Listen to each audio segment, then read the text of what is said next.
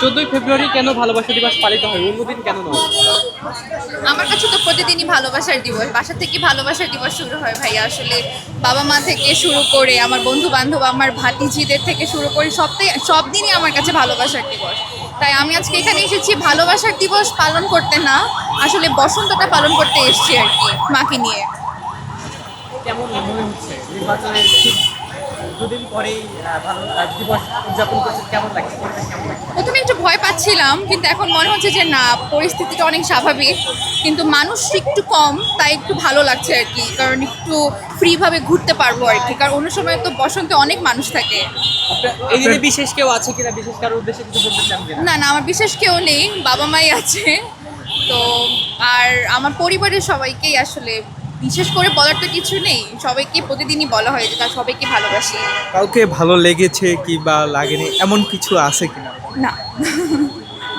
Thank you.